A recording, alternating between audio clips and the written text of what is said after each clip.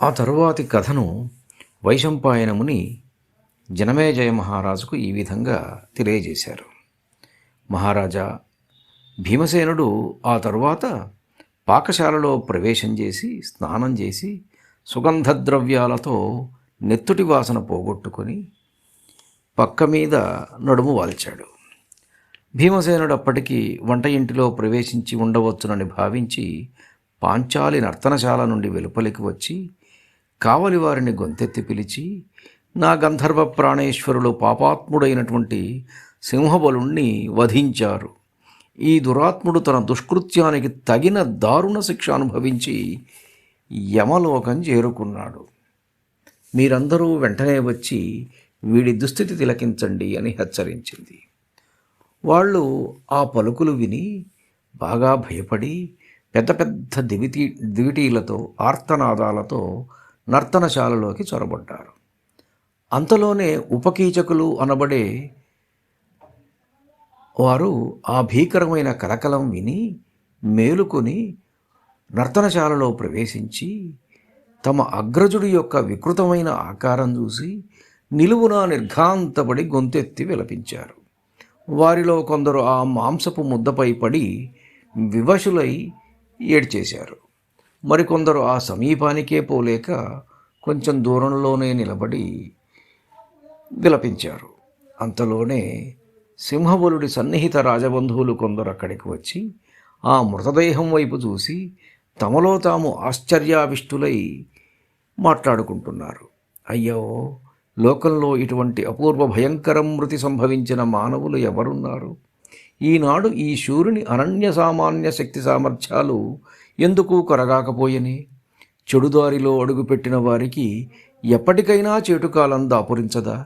ఎంతగా పరిశీలించినా సింహబలుడి కరచరణాలెక్కడా కానరావేమి? ఆ గంధర్వుల పాలబడిన వారందరికీ ఇదే విధమైన దురవస్థ సంభవించగలదు కాబోలు.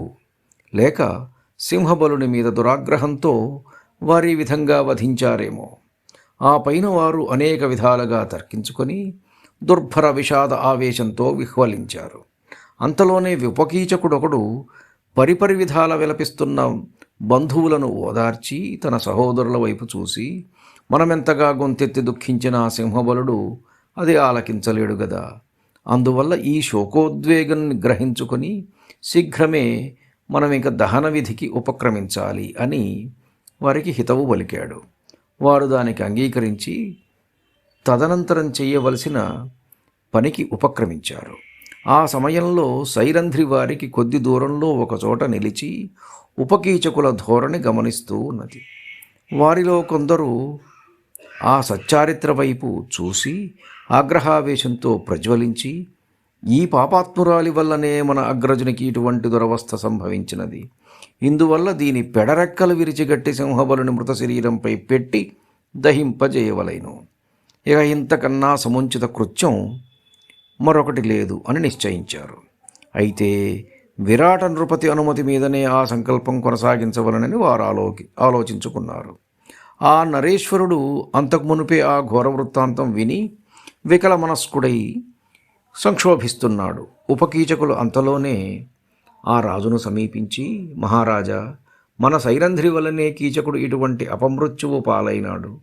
అందువల్ల మేము ఈ కుటిలాత్మురాలిని ఆ వీరుడి మృత శరీరంతో పాటు దహించి వేయాలని సంకల్పించుకున్నాము. దీనికి అంగీకరించి మాకు అనుమతి దయచేయవలసింది అని వేడుకున్నారు. వద్దు వద్దు అని నివారించినా ఉపకీచకులు తమ మాట పాటించరని విరాటుడు అంతకు మునిపే గ్రహించుకున్నాడు. అందువల్ల దానికేమీ మీకు తోచినట్లే చేయవచ్చును అని పలికి మౌనం వహించాడు.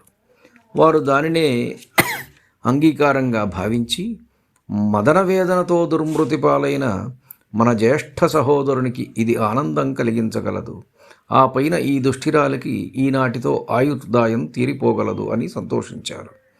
వెనువెంటనే వారు ద్రౌపదిని తమ అన్న మృత కళేవరంపై పడవేసి దృఢమైన రజ్జువులతోటి తాళ్లతోటి బంధించారు.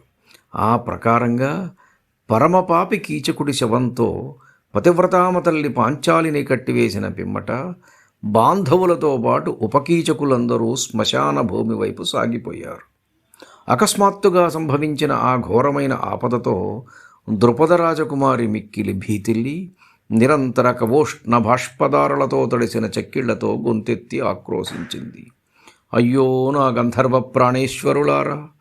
ఉపకీచకులు కరుణావిహీనులై నన్ను ఈ నికృష్టుని శవంపై పెట్టి కట్టి ప్రేతభూమికి తోడుకొని పోతున్నారు. ఓ జయా జయంత విజయ జయత్సేనా జయద్బల! మీ వంటి అతిలోక పరాక్రమవంతులు 5 పతులున్నా నాకెటువంటి ఘోర ఆపద సంభవించినది మహనీయులారా! ఎంతటి దుష్కరకృత్యమైన క్షణంలో నిర్వర్తించగల సర్వసమర్థులు మీరు! యమలోకాధిపతితోనైనా పోరాడి ఓడించగల శౌర్య సింహాలు మీరు! శరణన్న దుష్టశాస్త్రవునైనా కరుణించి సంరక్షించిన సచ్చారిత్రులు మీరు! అర్థించిన యాచకునికి ఆత్మీయ ప్రాణాలైనా సమర్పించగల ఔదార్య ఖనులు మీరు! తమ అన్న శవంపై పెట్టి కట్టి నన్ను దహించి వేయవలనని ఉపకీచకులు ఉవ్విళ్ళూరుతున్నారు.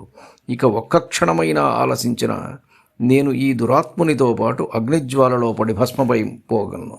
అయ్యో నా మొరాలింపరా, శీఘ్రమే వచ్చి నన్ను సంరక్షింపరా అని ద్రౌపదీదేవి దీనంగా విలపిస్తున్నది. ధన్యుడను. నమస్కారం.